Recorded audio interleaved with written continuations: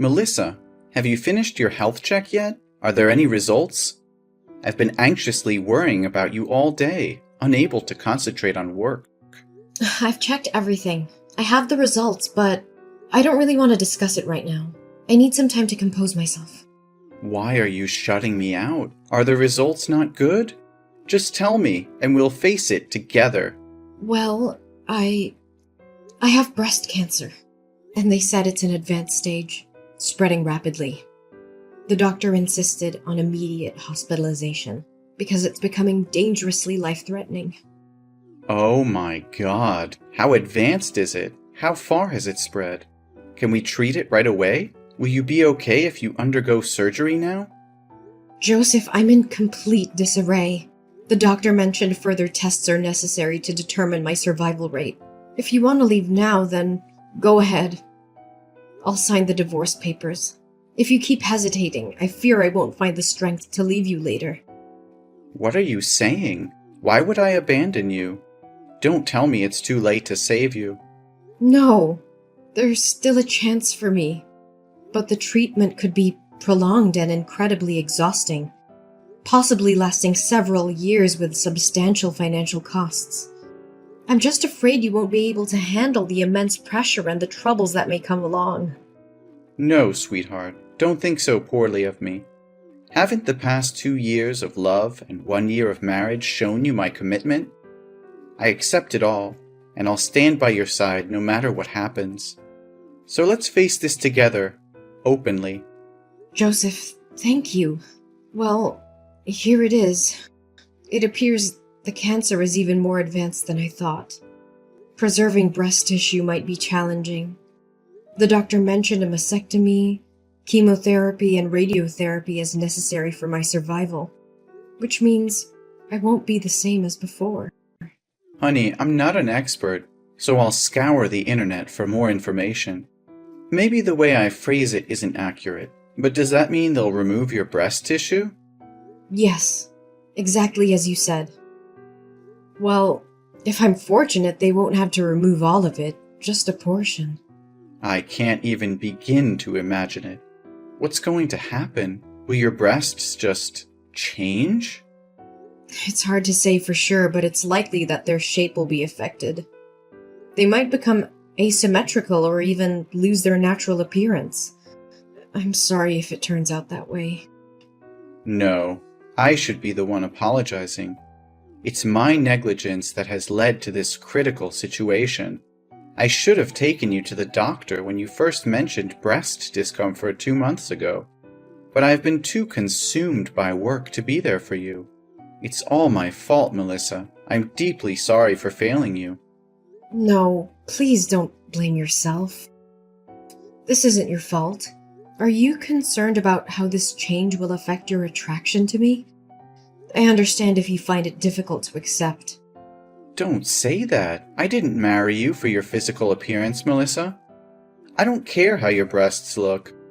My love for you is far deeper than that. But there's something else, Joseph. The doctor advised against getting pregnant during the treatment because it could harm the baby due to the medications involved. This means our dreams of having a child might have to be postponed indefinitely. Can you handle that? If you feel it's too much to bear, I'm willing to leave so you can find a partner who can give you everything. If I wanted someone perfect, I wouldn't have chosen you. You're the most important person in my life, and I don't care if we can have biological children or not. All that matters to me is that we face this together as a team.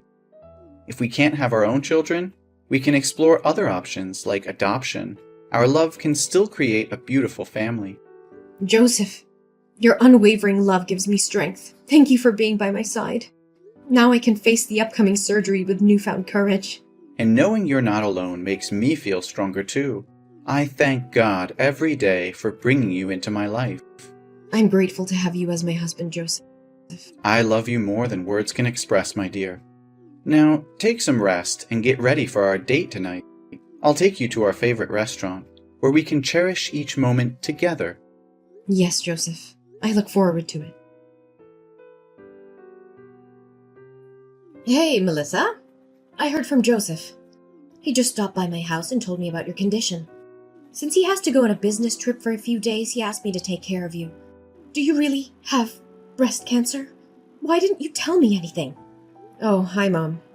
Lately, I've been feeling tired and busy with all the medical appointments and preparations for my surgery, so I haven't had a chance to inform anyone. Besides, it's not something I want to share as good news. You don't sound like yourself. I can sense your nervousness, sadness, and sensitivity. Does this mean your condition is severe? Well, if we want to be optimistic, I can say it's not too bad, but it's also not great. Surgery always carries risks, and the thought of scalpels in my breasts naturally makes me nervous. They're an important part of my identity as a woman. Really? Sometimes I forget that you're a woman too. You don't behave like a lady, or a good daughter-in-law, especially when you make my son do household chores that should be your responsibility. Mom, what are you talking about? Which chores are specifically assigned to me? In our household, we share the housework equally. Oh, really? But every time I visit your house, I always see my son doing all the household chores. Whenever I come over, it's Joseph who's cooking while you're sitting and relaxing. Or he's folding clothes while you're fast asleep on the bed. You don't fulfill your duties as a wife or a woman in this family. I think if you have surgery to remove your breast, you might as well become a real man. Mom, did you forget that you said you didn't want to eat my cooking anymore? That day I came home from work and rushed to the kitchen to cook dinner. But after you tasted one spoonful, you said the soup was too bland and looked like vomit. To please you, I added salt. But then you said it was as salty as seawater and I ruined the soup. Since then, I've stopped cooking for you.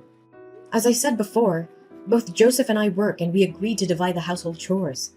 Usually I handle laundry, and Joseph takes care of ironing and folding. Sometimes appearances can be deceiving. Those tasks are typically meant for women, but I can't force my husband to do them. My son is exhausted from work, and you still make him do more? Mom, it's because you constantly scrutinize and criticize everything that he and I had to move out and live separately. I'm exhausted, and I don't want to continue arguing with you. If you don't have anything else to say, I'll talk to you later. Oh, don't be mad at me. It was just a joke. You shouldn't take it so seriously.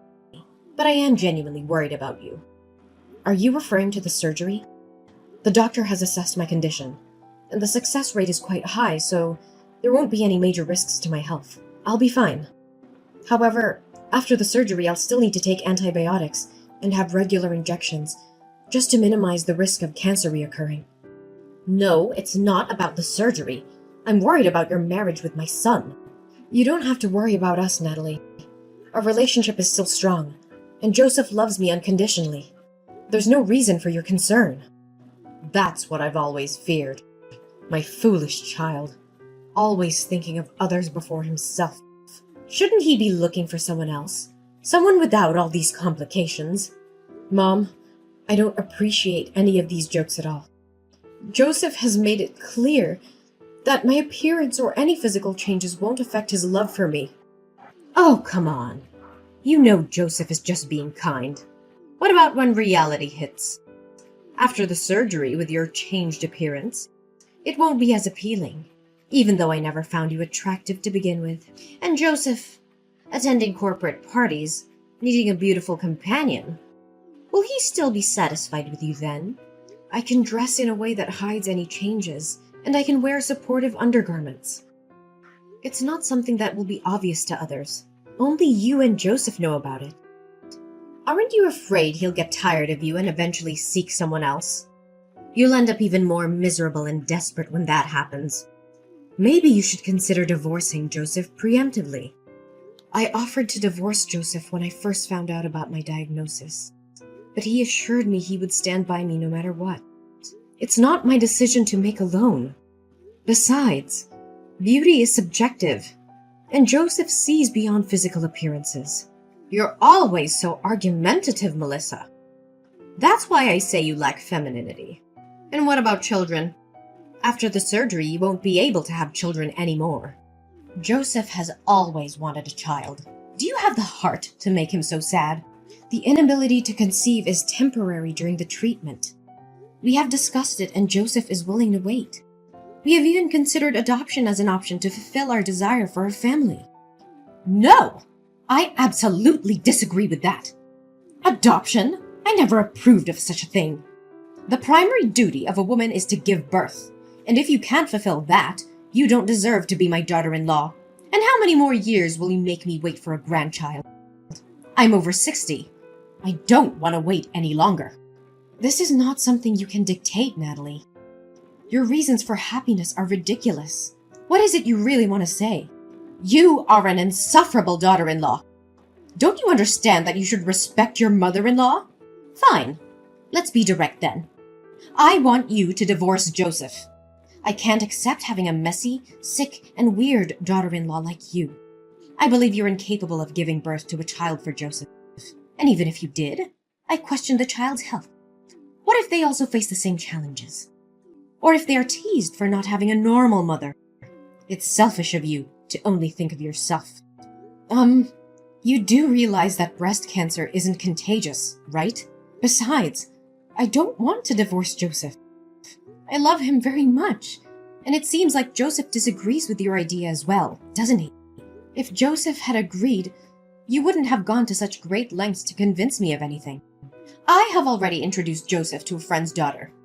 I really like that girl and want her to be my daughter-in-law. But I don't understand what it is about you that Joseph loves so much. So if you want a divorce, go ahead. I won't give you a hard time. No, absolutely not. I think that settles it, doesn't it? Now, I have to go for my hospital visit, so I won't be able to argue with you any longer.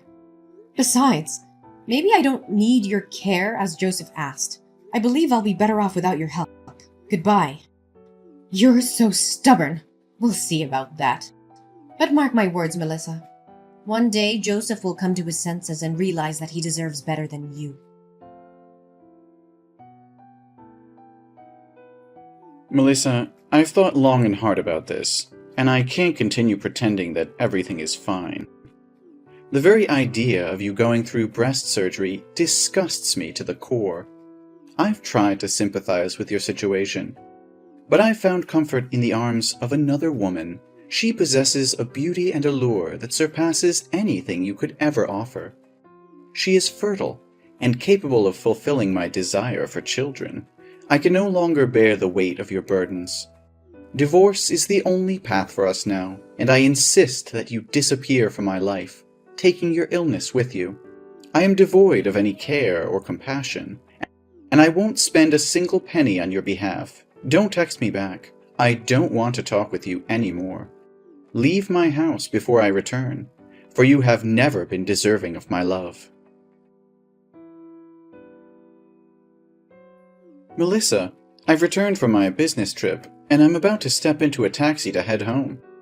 Shall we go out to eat together tonight before your hospital visit tomorrow? I miss you so much. How dare you speak to me as if nothing happened? You think a simple date can erase the hurtful and cruel words you uttered? Do you have any idea how utterly devastated and crushed I felt after reading those messages? Don't worry. I've already packed my things and won't take any of your possessions with me. I'm so sorry, Melissa. You must have been very angry with me because I didn't text you these days, right? But you said I said hurtful or heartless words? I'm a bit confused.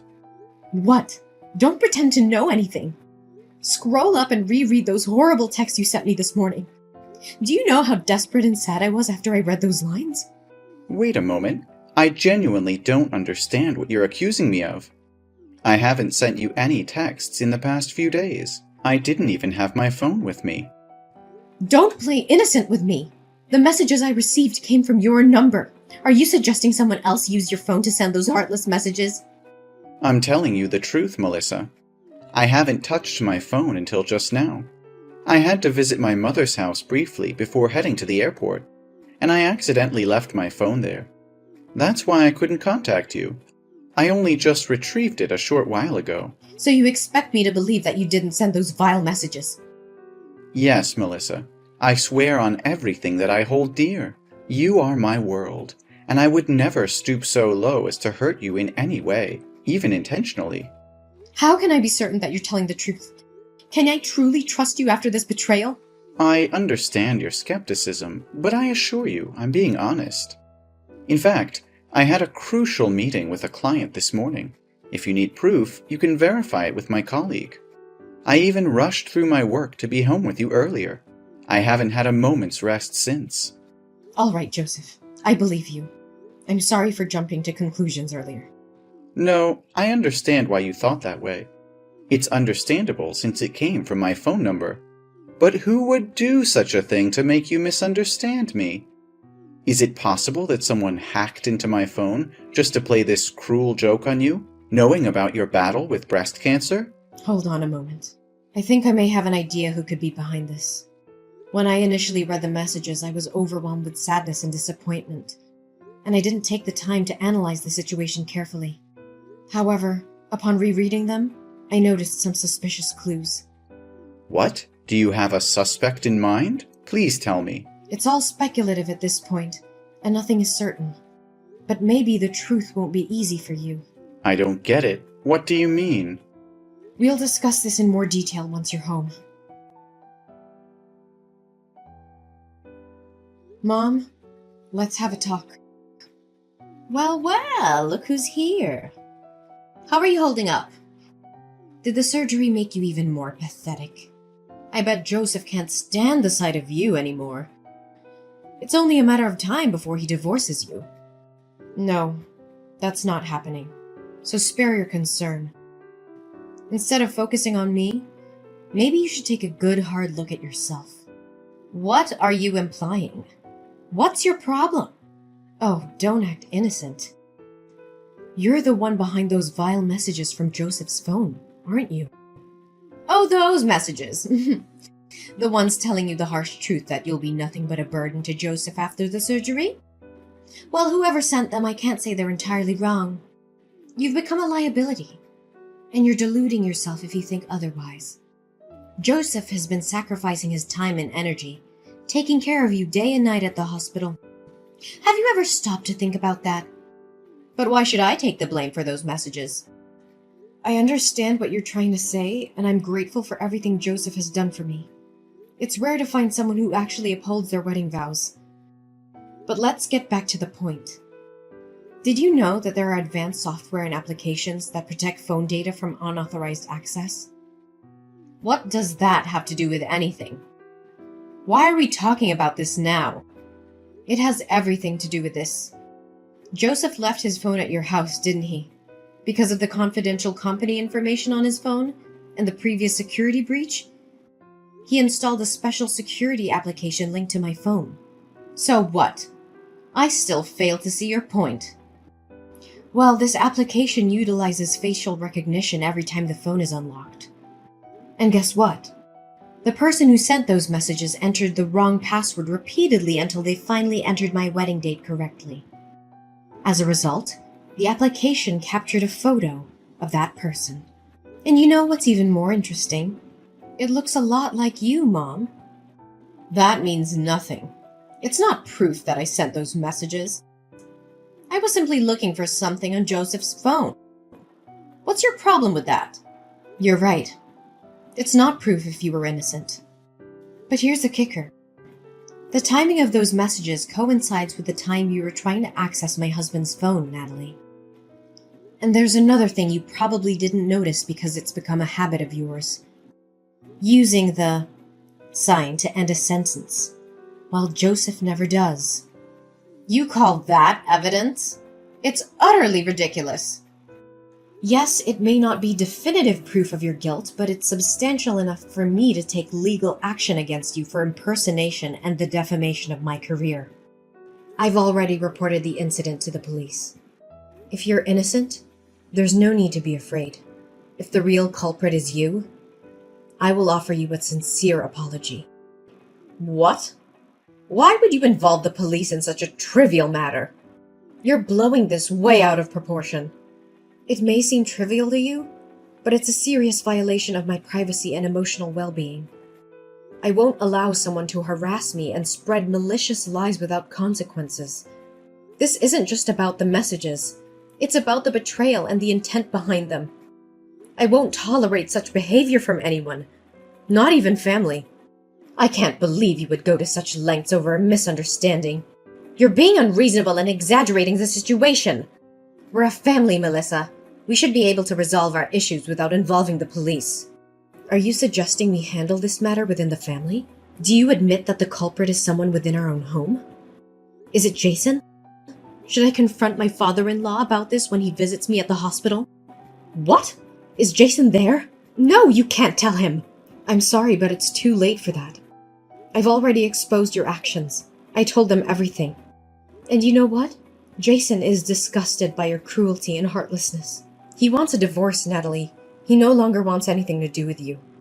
And Joseph decided to cut ties with you too. We're no longer a family. Melissa, please, I beg you to help me. I can't bear the thought of losing Joseph and Jason. They're my world, my everything. I'll do whatever it takes to make things right. I'll grovel. I'll beg. I'll do whatever they want. Just please convince them to forgive me. I can't live without them. Natalie, your actions have caused immense pain and shattered the trust that Joseph and Jason had in you. Rebuilding that trust will not be easy, if it is even possible. You must understand the gravity of what you've done. It'll take more than empty promises and desperate pleas to mend the bonds that have been broken. I will do whatever it takes, Melissa. I'll prove to them that I've changed, that I'm no longer the person who inflicted such pain upon you. Please, I'm begging you, give me this opportunity to make things right. I can't bear the thought of losing my family forever. It's ironic, isn't it? You don't want to lose your own family, yet you are willing to destroy mine. Begging me in vain won't change the fact that you have to face the consequences of your actions. So instead of staying there, begging for forgiveness, I suggest you prepare yourself for the legal proceedings ahead. You'll have to answer for both insulting me and seeking a divorce from Jason. My determination to seek justice prevailed as the legal proceedings unfolded. The court recognized the gravity of Natalie's actions and the immense damage she had caused. Natalie was ordered to pay substantial compensation for her deceitful behavior, a financial burden that would weigh heavily on her for years to come. Furthermore, the truth about Natalie's manipulation and cruelty came to light, leading to a devastating consequence for her marriage. Jason, deeply hurt by her actions and unable to reconcile with the betrayal, made the difficult decision to end their relationship. Natalie found herself facing not only financial ruin, but also the loss of her family. Joseph, too, could no longer bear the weight of Natalie's deception and the pain she had inflicted upon me. He chose to sever all ties with Natalie, recognizing that her actions were irredeemable and incompatible with a healthy, loving relationship. On the other hand, my resilience and unwavering spirit allowed me to overcome the challenges I faced. As a cancer survivor, I found solace in the love and support of Joseph, who stood by my side throughout the tumultuous ordeal. Together, we created a new chapter in our lives, filled with happiness, growth, and a profound appreciation for the bond we share. My strength and triumph over adversity inspired others facing similar struggles, and I became an advocate for cancer survivors, offering comfort and guidance to those in need. My journey of healing and personal growth served as a beacon of hope for those who face their own battles.